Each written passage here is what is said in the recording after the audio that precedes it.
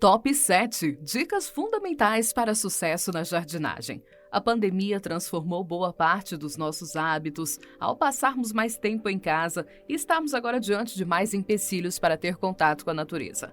Passamos a voltar a atenção para o nosso lar. Assim, o cultivo e cuidado com plantas ganhou maior espaço. Além de tornar o ambiente interno mais confortável, relaxante, fresco e belo, o cultivo das plantas possui um viés terapêutico, ou seja, cuidar e cultivar plantas é uma prática rica e saudável. Para manter suas flores e plantas vivas e saudáveis no ambiente, entretanto, faz-se imprescindível a observância de pontos muitas vezes não compartilhados pelos cultivadores mais experientes ou até mesmo subestimados por alguns. Pensando nisso, preparamos para você um top 7 dicas fundamentais para o sucesso na jardinagem. Vamos lá?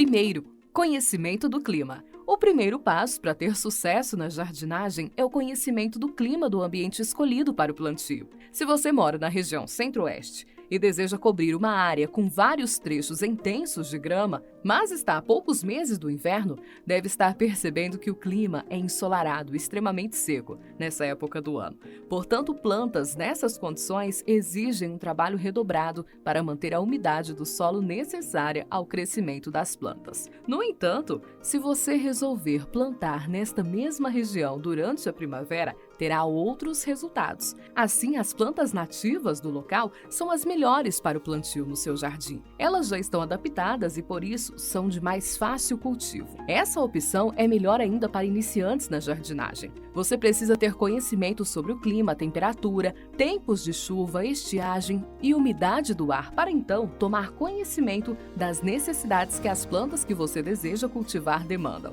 Segundo, conhecimento do solo e trabalho com ele. Ao conhecer bem o tipo do seu solo, você poderá melhorá-lo sempre para a saúde e crescimento das suas plantas.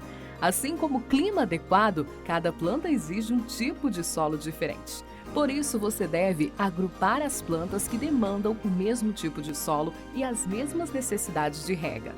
Entre vários tipos de solo, os principais são os arenosos, argilosos e humosos, terra preta rica em matéria orgânica. Cada uma tem suas especialidades e problemas. Os solos argilosos conseguem reter maior umidade e se tornam mais compactos com o decorrer do tempo. Os solos arenosos não retêm água e apresentam maior carência de nutrientes.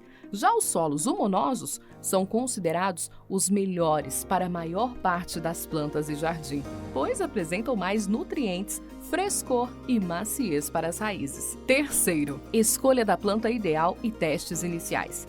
Quando as características de uma planta não são adequadas ao ambiente que você deseja cultivá-las, mesmo que você tome vários cuidados, as chances que essas plantas terá de sobreviver são poucas. As plantas costumam ser classificadas de acordo com a quantidade de luz que exigem para se desenvolver bem e sobreviver, sendo divididas em plantas de sol pleno, meio sombra ou luz indireta e plantas de sombra. Outra forma de distinção para delimitação de cuidados ideais é em plantas perenes e anuais. Já no que diz respeito ao aspecto morfológico, são ordenadas em árvores, arbustos, herbáceas, trepadeiras e gramíneas. Caso haja pouca incidência de luz natural, tulipas e violetas, por exemplo, são boas opções. Se você mora numa região mais fria, procure espécies que sejam mais resistentes a baixas temperaturas. Nesse cenário, azaleia, amor perfeito, camélias são boas opções. Por isso, é imprescindível considerar a época certa para o plantio da espécie escolhida. Além do conhecimento das proporções que uma determinada planta pode alcançar, de suas raízes e de seu tempo de crescimento, deve-se observar também plantas venenosas para seres humanos e animais, que exigem cuidados especiais em sua criação e conhecimentos sobre seus perigos a fim de preveni-los. Inicie com alguns pequenos vasos, ferramentas de jardinagem, defensivos para plantas caseiras, sementes, mudas, inicie um cultivo experimental. Quarto, limpeza e corte da grama. Você deve manter seu jardim sempre bonito e limpo. Por isso, crie a rotina de remover as folhas e galhos caídos, além de outras sujeiras. Em seguida, realize a poda das plantas quando for necessário remover folhas mortas. Cuidar da beleza da paisagem também é um modo de evitar a proliferação de insetos e pragas. O mais indicado é fazer uma limpeza geral uma vez por semana ou a cada 15 dias. Esses intervalos vão depender das particularidades do seu jardim. Ao livrar-se de ervas daninhas, você potencializará o crescimento e desenvolvimento das suas plantas. Não esqueça também de aparar a grama com regularidade. Se ela ficar muito alta, isso pode comprometer o crescimento das demais plantas e flores presentes na área delimitada para o plantio. A orientação para a altura do gramado é a de que este não ultrapasse 5 centímetros em média. Quinto, praticar e frequência de rega adequada e seguir os melhores horários.